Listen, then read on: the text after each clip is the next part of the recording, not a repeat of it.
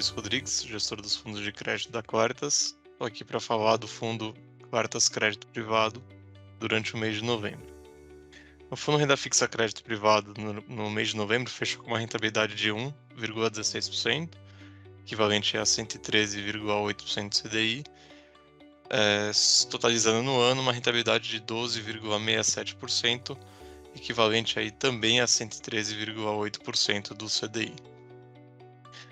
Então, o mês de novembro aí seguiu em grandes linhas aí a rentabilidade do ano do fundo, tá? A gente viu uma boa rentabilidade, com o mercado meio parado, assim, em termos de spread, tá? A gente, na nossa carteira, teve até alguns ganhos de capital pontuais aí, de alguns papéis ativos financeiros, mas de maneira geral aí o que vem sustentando, né, ao longo do ano a boa performance do fundo e da estratégia de crédito é o próprio carregamento, né? Então é aquilo que a gente vem falando aí nos últimos meses. A gente vê essas taxas dos papéis de crédito com um bom nível, né? Então isso proporciona com que a gente carregue aí os papéis e a gente vá surfando esse carrego com um pouco de ganho de capital, né? Até o próprio prazo decaindo vai trazendo, né, um pouco esses ganhos de capital, mas o principal foco está realmente no carrego.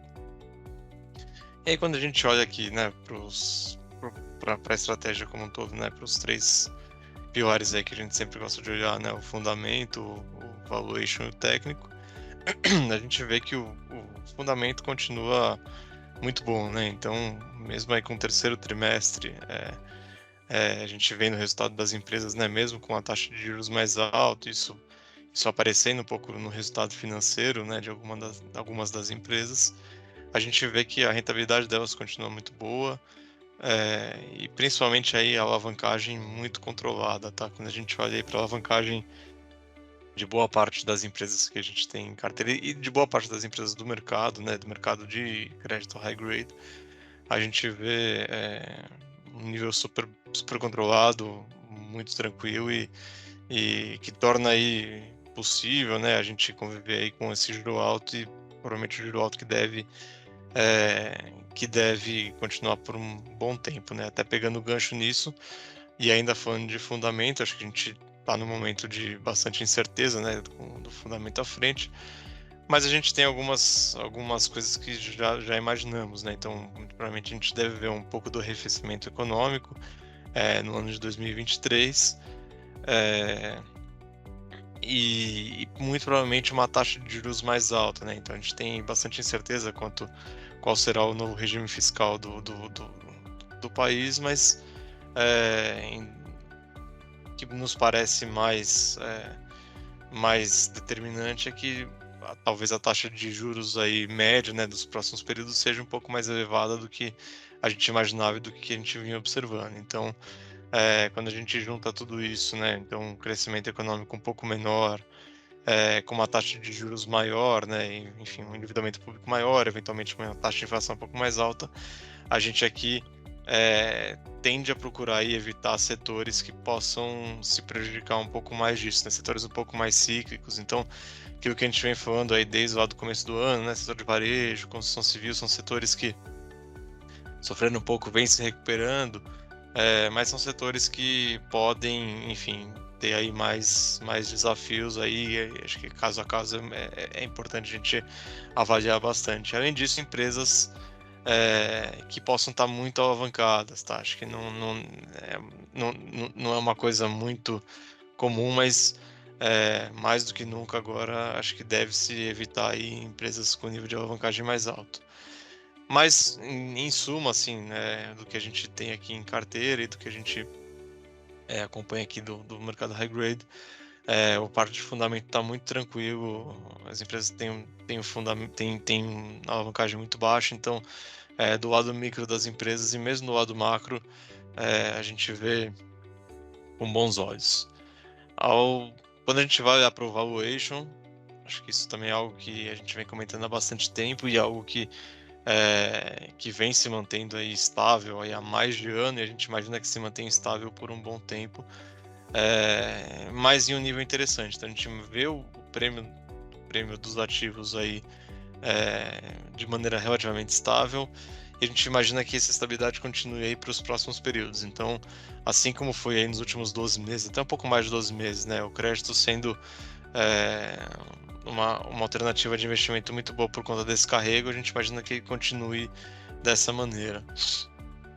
E por fim, o técnico, a gente também vê assim, a gente pode ter algum arrefecimento, né, daquelas grandes entradas que a gente teve para a estratégia no ano passado e no primeiro semestre desse ano, mas a gente continua vendo como fluxo positivo, muito por conta desse cenário mais instável, né, em todos os mercados, e uma taxa de juros mais alta, com rentabilidades boas nos ativos de fundos de crédito. Então, se junta tudo isso, a gente imagina que continue tendo fluxo para o crédito.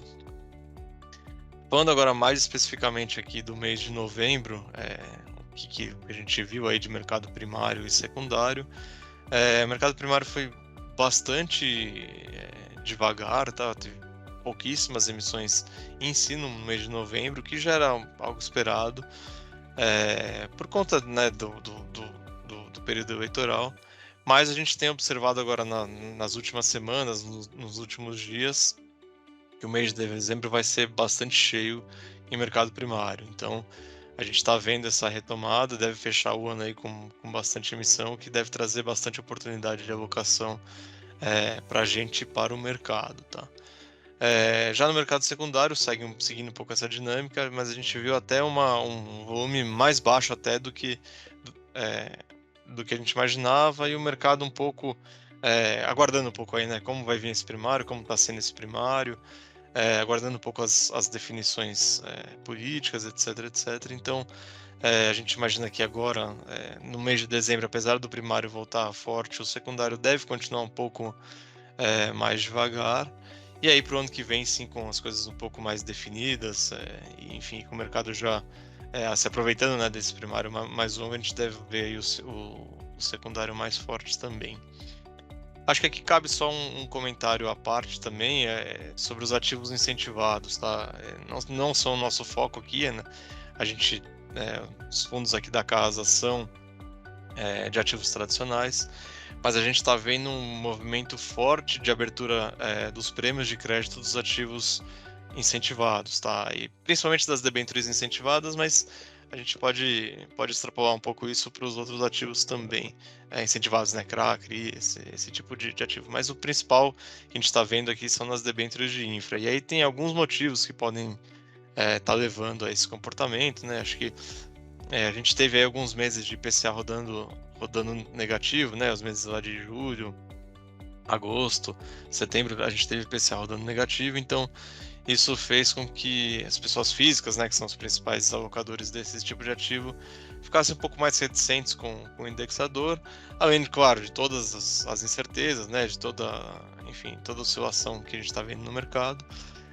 Além disso, a gente viu um primário muito forte, aí, principalmente de CRA, CRI e ICI ao longo dos últimos meses, então foi um mercado super ofertado, que faz com que você tenha um pouco de descompasso aí entre oferta e demanda. E por fim, não menos importante, a questão aí da marcação a mercado, que deve começar a ocorrer que vai começar a ocorrer a partir de janeiro, tá? Então, as pessoas físicas vão ter esses ativos aí marcados a mercado, que vai trazer volatilidade para esses ativos que artificialmente não tinham volatilidade dentro das carteiras das pessoas físicas. Então, você soma tudo isso, a gente está vendo o mercado um pouco mais reticente aí com esse tipo de ativo incentivado, que o ativo incentivado, né, as debêntures incentivadas, elas têm que ter um indexador ou pré-fixado ou IPCA+, que é o mais comum, né? Então, a gente vê as emissões sendo IPCA+, tendo o prêmio sendo bastante majorado. A gente tem acompanhado bastante isso, acho que a gente pode ter efeitos de segunda ordem até para o nosso mercado, né? Então, a gente pode ter empresas voltando aí a emitir mais no mercado tradicional, coisas desse tipo, e mesmo como alternativa de investimento, né? Acho que a gente vai monitorando aqui, se a gente achar que esse spread ficou muito tá muito alto, acho que vale a pena mesmo a gente sendo fundo tradicional entrar aqui em papéis incentivados. Então é o que a gente está monitorando bastante. E aí para 2020, para 2023 a gente segue com essa expectativa,